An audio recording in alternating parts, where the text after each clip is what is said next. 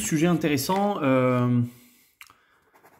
pour aussi Nutri-Santé sur la T4 en fait. Donc c'est la notice d'un traitement T4 parce que je pense qu'il faut lire la notice des médicaments puisque les praticiens ne nous informent plus.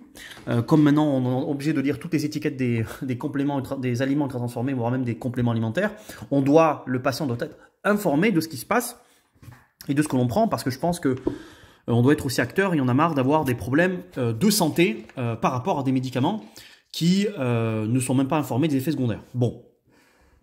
Ce sont des conseils qui vous permettront notamment d'aider votre médecin, d'aider votre diététicien, et vous comprendrez pourquoi je vais parler de la nutrition, pour beaucoup de choses en fait, notamment sur l'impact d'une bonne alimentation, mais aussi d'une collaboration avec une équipe. C'est ce qu'on fait avec Complexus Care. Plus de 300 pros, médecins, biologistes, scientifiques, diététiciens, nutrithérapeutes, naturopathes, biologistes, biochimistes, sur beaucoup de sujets là, et en ayant des conseils vous permettant de trouver la solution à votre problème, puisque on le voit, ça se démarque de plus en plus, beaucoup de gens vont sur des forums et des groupes qui causent l'errance médicale, puisque c'est pas scientifique, mais aussi sans contexte, on peut pas donner des conseils comme ça, c'est ce qui se fait à l'heure actuelle, et qui est peut-être dangereux pour le patient. Donc voilà des conseils plutôt holistiques qui vont permettre de trouver une solution.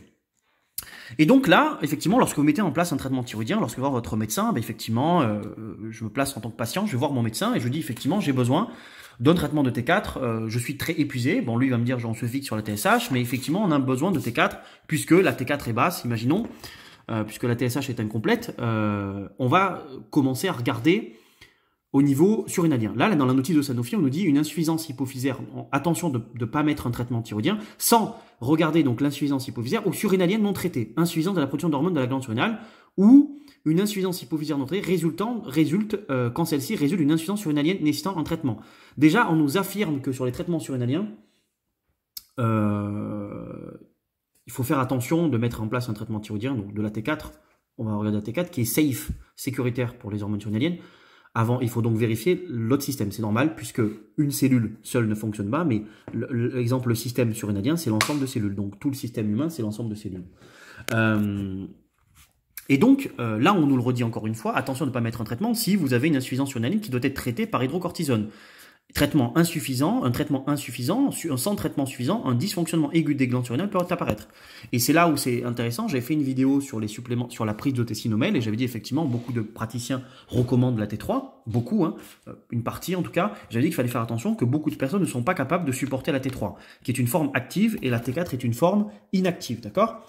Ça, c'est très simple. Bon, ça, c'est la thyroxine et la T3, c'est la triiodothyronine. Bon, on fait pas un traitement, c'est pas un traitement thyroïdien, c'est une hormonothérapie à la T4, ce qu'on donne. Tout le monde, hélas, ne peut pas avoir de la T3. Tout le monde ne peut pas avoir que de la T4. Tout le monde peut, une partie, c'est vraiment un contexte. Et là, je ne donne pas de conseils sur ça. C'est à voir avec vos praticiens et avec une équipe. Et je pense toujours à l'équipe. Donc, alors, l'hydrocortisone, bon, je pense que c'est un conseil, notamment pour les spécialistes, mais on ne conseille pas que l'hydrocortisone pour restaurer des glandes surrénales. Tous les travaux du docteur Norbert Queuland sur les surrénales, etc., on en a parlé pendant longtemps. Il ne faut pas mettre un traitement sans vérifier les surrénales, et ça peut passer aussi par une bonne alimentation, et c'est là où c'est important, notamment le travail du docteur Lam sur la partie alimentaire. Il faut éviter les stress en fait physiologiques, c'est-à-dire que comment faire épuiser une surrénale et qui peut pas faire marcher un traitement thyroïdien. Regardez le nombre de personnes qui souffrent et les plaintes de patients. Lorsque vous mettez un traitement imaginons, lorsque vous sautez beaucoup de repas, vous mangez de manière très hétérogène, très aléatoire, et ce qui se passe, c'est une réponse, un stress physiologique. C'est tous les travaux du stress avec Hans Sale sur le stress. Donc vous avez par exemple une montée du cortisol pour remonter la glycémie, parfois d'adrénaline, puis ça redescend, puis ça remonte, puis ça redescend, puis ça remonte, mais à force de faire ça, ça épuise les glandes surrénales. Il y avait une étude qui montrait notamment qu'à force de faire ça, l'adrénaline, les cellules qui sécrètent l'adrénaline s'épuisaient, parce qu'en fait c'est comme un alternateur, plus vous l'utilisez, plus ça s'épuise. Parfois il faut mettre au repos. Et pour éviter notamment que le stress, pour éviter donc un burn-out, une insuffisance surrénalienne, il faut déjà éviter les stress physiologiques qui ne servent à rien. Donc, une alimentation équilibrée a un impact considérable sur la régénération des glandes surrénales. Donc déjà, on peut mieux supporter son traitement thyroïdien avec une bonne alimentation. Et normalement, moi, si j'étais créateur de boîtes de médicaments, puisque c'est des businessmen qui font tout ça, attention, hein, c'est pas des scientifiques, c'est beaucoup de businessmen qui travaillent avec la santé, mais beaucoup de businessmen, on mettrait attention d'avoir un régime équilibré et non hypocalorique. Pourquoi hypocalorique? Parce qu'on demande au corps d'accélérer alors que le corps ne veut pas accélérer. Et on parle vraiment de l'insuffisance. Et puis, il y a aussi d'autres mises en place. Il faut regarder les glandes surrénales, il n'y a pas que le cortisol. L'insuffisance surrénalienne, il y a beaucoup d'hormones, il y a plus de 150 hormones sécrétées. Vous avez aussi la DHEA, la prénulone, l'adrénaline, la noradrénaline, beaucoup d'hormones sécrétées, etc., qui peuvent notamment aider. Et donc, ce qui nous montre en effet qu'il y a un impact sur ça. Mais quand vous prenez un traitement thyroïdien, vous avez aussi un impact. Ceux qui prennent... alors moi, j'ai eu beaucoup de patients qui m'ont dit, je suis allé voir le médecin et j'ai demandé pour la pilule, est-ce qu'il y avait un impact du traitement thyroïdien sur la pilule? Bien sûr qu'il y a un impact sur la pilule. Et ça, c'est encore écrit au niveau de là, vous avez... si vous prenez un traitement à visée contraceptive contenant de l'œstrogène pilule ou un traitement de substitution hormonale après la ménopause, donc THS, la dose de l'évo nécessaire peut être augmentée. Pourquoi? Puisqu'on sait que la pilule, les œstrogènes surtout, bloquent la transformation de la T4 en T3. Il y a beaucoup de scientifiques anglo-saxons qui expliquent cette problématique sur l'œstrogène. On sait que les œstrogènes sont très problématiques sur les cellules cancéreuses. Parfois, c'est hormonodépendant sur certains cancers, mais en tout cas, ce qui est sûr, c'est que l'œstrogène est une hormone de stress. Elle augmente en cas de stress, elle fait de la rétention d'eau, elle gonfle. Vous avez avant les règles, normalement, ceux qui prennent pas la pilule, des envies sucrées, vous êtes fatigué, tout ça, c'est l'œstrogène. Et donc, du coup, l'œstrogène bloque en fait la transformation de la T4 en T3. Et donc, du coup, ils disent d'augmenter en fait la T4. Pour notamment contrebalancer les effets. Sauf qu'en augmentant la T4, c'est toutes les études Dr Bianco, etc. En fait, vous bloquez la petite conversion qui reste de la T4 en T3. C'est aussi les études du Dr Benoît Clé. C'est de la science, c'est pas de la magie, tout est décrit et c'est hyper important. Donc en fait, on a une interaction. Pourquoi je vous dis ça? Parce qu'on est patient et on aimerait bien comprendre ce qui se passe et qu'on est aussi des scientifiques. Beaucoup d'équipes se posent des questions pour aider les gens et parfois on est en manque de connaissances et parfois en lisant certaines choses on trouve de la science. En France c'est bloqué, dans les autres pays ça évolue, beaucoup d'études évoluent. Peut-être qu'il faut faire du contexte sur certains patients. Attention, on ne dit pas de changer tout le monde, on dit juste prenez des conseils et discutez-en pour avoir des pistes avec votre praticien. Et là c'est hyper important, pourquoi ? Parce que par exemple, pour l'amiodarone, ça c'était dans le livre du docteur Benoît Clé, il expliquait clairement que ça bloquait la conversion de la T4 en T3. Ce qui est hyper important en fait, c'est qu'on voit effectivement qu'il y a beaucoup d'interactions, mais que tout ça n'est pas expliqué. Donc effectivement, la pilule, vous avez la preuve dans la notice que la pilule a un impact sur l'hormone thyroïdienne et donc du coup peut faire grossir, puisque le manque d'hormone thyroïdienne fait grossir. Regardez toutes les études.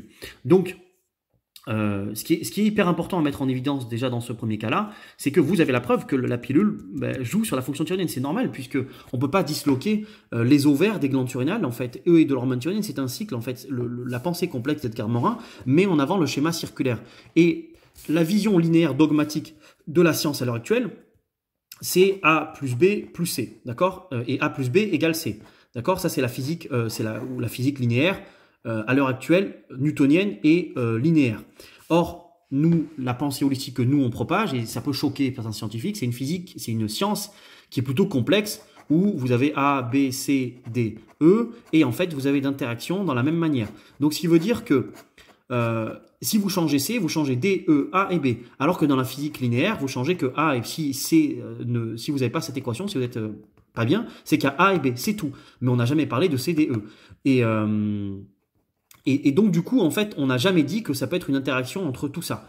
Et c'est exactement ça ce qui se passe, c'est que prendre des hormones thyroïdiennes a une interaction entre toutes choses, c'est logique, et c'est comme ça que ça marche en fait. C'est comme un piano, vous touchez une chose et il faut créer un autre son pour que ça reste en corrélation. Et c'est un peu la même chose ici, donc pour ce problème des glandes surrénales. Et beaucoup de gens sont fatigués parce que effectivement l'alimentation n'est pas éduquée, mais aussi il y a une insuffisance des surrénales. Et c'est écrit dans la notice. Il n'y a pas besoin d'ailleurs, même chez les prématurés, il explique qu'il faut faire très attention parce qu'on a un risque de collapsus circulatoire dû à la maturité des glandes surrénales. Mais imaginez le nombre de personnes qui sont fatiguées. Les glandes surrénales, c'est les piles du corps en fait. Et sans piles, vous ne pouvez pas fonctionner. C'est exactement ça ce que je suis en train de vous expliquer. Donc, peut-être simplement, voilà, vous avez des conseils ici qui sont très intéressants, qui peuvent, de manière scientifique, ou des études scientifiques, il y a beaucoup d'études, on doit changer, je pense, notre façon de faire, puis vous avez énormément de conseils on a énormément de données scientifiques, hein, et c'est très intéressant de voir que effectivement, il y a des pistes très intéressantes, et que ce n'est pas dans votre tête si vous souffrez de fatigue chronique, etc. Donc voilà. En tout cas, très intéressant de parler de tout ça.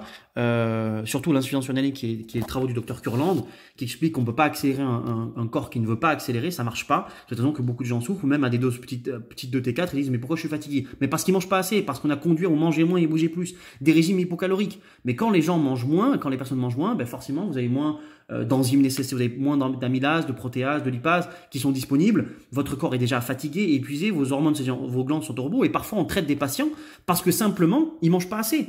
Et on se rend compte en fait qu'il faut un lien entre la diététique, les autres compréhensions du corps physiologiques et biochimiques, donc travailler avec des physiologistes, travailler avec des biochimiques, des ingénieurs, etc., des biologistes, et en même temps travailler avec l'équipe médicale, et puis en même temps travailler avec des diététiciens qui doivent être formés à ça, à la réforme de la nutrition, pour parvenir à tout ça. Et là, vous avez des preuves en fait que tout ça, ça marche, et je pense que ce que j'explique toujours dans mon truc, c'est l'écosystème. Alors, je livre une pensée. Je pense que mon boulot, et si vous me demandez ce que je fais, je vais dire que je relie les personnes éveillées. C'est ce que je pense, en fait, c'est ce que je souhaite faire pour aider les gens. Voilà pour cette pensée-là. Bien à vous, holistiquement, aussi.